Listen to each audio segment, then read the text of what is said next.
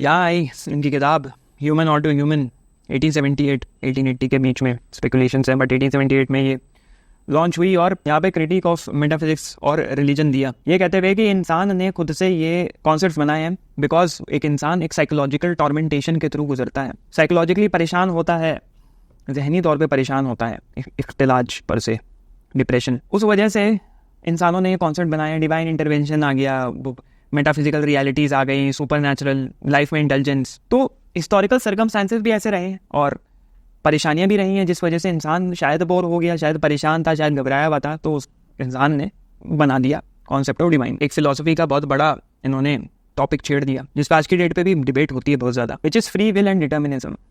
एक तरफ से फ्री विल वाले आ रहे हैं, कह रहे हैं कि वी आर फ्री, हमारी विल हम खुद डिसाइड करते हैं जो भी हम हैं, हम क्या हैं, कैसे हैं। और डिटर्मिनिज्म मतलब कोई भी चीज़ जो हो रही है वो एक्सटर्नल फैक्टर्स की वजह से हो रही है। बहुत फैक्टर्स अलाइनमेंट में आते हैं तो वो चीज़ें हो रही हैं, जो होती जा रही हैं, हम एक्सपीरियंस करते जा रहे हैं और वो हमारे विल के कंट्रोल से बाहर होती है, वो हमारे हाथ में नहीं होती। तो नीचे ने कहा कि भाई फ्री विल जैसी चीज़ कुछ नहीं होती है, there are multitude of external factors जो कि बायोलॉजिकल इन नेचर हो सकते हैं, जो कि एब्स्ट्रैक्ट इन नेचर हो सकते हैं, लेकिन वो एग्जिस्ट करते हैं, इस वजह से ये हो रहा है जो हो रहा है। तो फ्री विल के ऊपर ज़्यादा भरोसा ना करें। ह्यूमन साइकोलॉजी में इनका बड़ा इंटरेस्ट आया इस चीज़ से कि डिवाइन के कॉन्सेप्ट को बनाने के लिए इंसान के पीछे, इंसान की साइकी के पीछे क्या मोटिवेशंस जाते हैं, क्यों बनाता है, किस लिए बनाता है, सोसाइटल नॉर्म्स क्या होते हैं, कल्चरल नॉर्म्स क्या होते हैं, किस वजह से वो मजबूर होता है ये सब चीज़ें बनाने के लिए। तो ह्यूमन साइकोलॉजी बहुत इंपॉर्टेंट बन जाती है इनके लिए कि चलो डीकंस्ट्रक्ट करते हैं, मोरालिटी को डीकंस्ट्रक्ट करना है तो पहले ह्यूमन साइकोलॉजी डीकंस्ट्रक्ट करनी होगी, तभी हम मोरालिटी को कहीं ना कहीं डीकंस्ट्रक्ट कर पाएंगे। फिर क्रिटिक ऑफ रोमांटिसिज्म आ गया और उस रोमांटिसिज्म के क्रिटिसिज्म में इन्होंने कहा कि भाई रोमांटिसिस्ट जो होते हैं वो बहुत ज़्यादा ग्लोरीफाई कर देते हैं सफरिंग को, वो बहुत ज़्यादा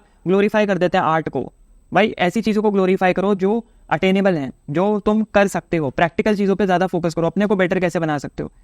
रैदर लेके बैठ गए भाई सफरिंग, जैसे बॉडी पॉजिटिविटी जैसा कॉन्सेप्ट होता है ना, मोटे हो कोई बात नहीं भाई, मोटे रहो, एक्सेप्ट करो अपने को, नहीं वर्कआउट नहीं करना, नहीं जिम नहीं जाना, मोटे हो तो वो। उन्होंने कहा नहीं भाई ये तो नहीं चलेगा, ये तो ग्लोरीफिकेशन गलत चीज़ का हो रहा है, सफरिंग का ग्लोरीफिकेशन करके क्या करोगे।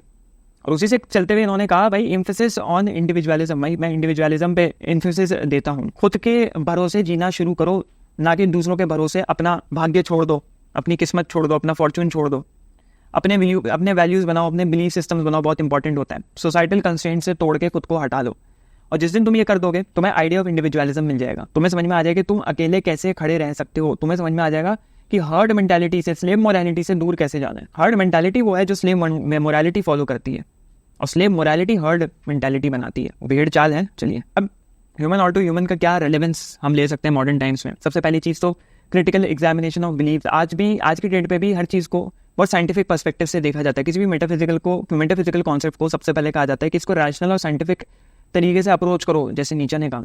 अंडरस्टैंडिंग मोरालिटी, आज की डेट पे क्या है, एक मल्टी कल्चरल और प्लूरलिस्टिक सोसाइटी है, अलग अलग विभिन्न तरह के कल्चर्स हैं, सबके बीच में डिबेट होती है, कौन सही है कौन गलत है, मॉरल सिस्टम क्या होता है, क्या सही मॉरल सिस्टम होता है, एक पर्टिकुलर कल्चर का मॉरल सिस्टम अच्छा है या एक पर्टिकुलर कल्चर का मॉरल सिस्टम गलत है तो क्यों है, सही है तो क्यों है। साइकोलॉजिकल इनसाइट्स ऑब्वियसली, क्या अनकॉन्शियस सबकॉन्शियस अनकॉन्शियस का जो साइकोलॉजी आई, क्या अनकॉन्शियस मोटिवेशंस होती है इंसान की, विल टू पावर जैसी, जो आगे थोड़ा मैं एक्सप्लेन कर दूंगा।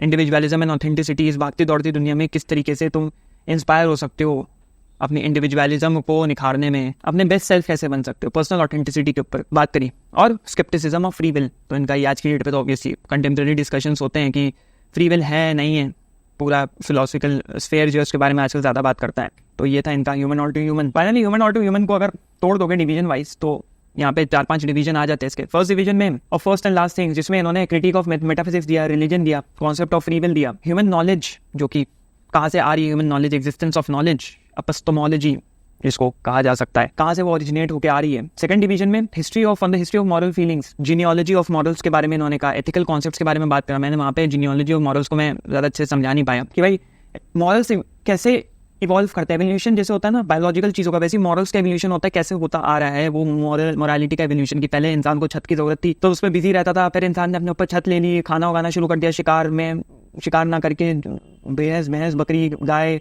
खच्चर खुच्चर पालने शुरू कर दिए तो उसको ज़रूरत नहीं पड़ी।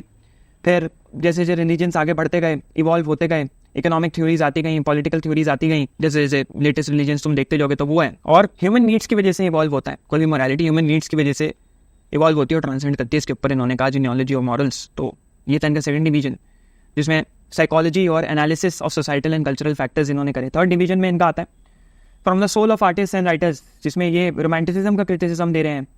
Myth of the artistic genius की आर्टिस्ट को कुछ ज़्यादा ही सर पे चढ़ा लिया गया है। Role of literature and art का क्या, ह्यूमन साइकोलॉजी ह्यूमन लाइफ में क्या रोल रहता है। फोर्थ डिवीजन में science of higher and lower culture इन्होंने बात करी। Exploration of cultural dynamics and the distinction between higher and lower cultural forms.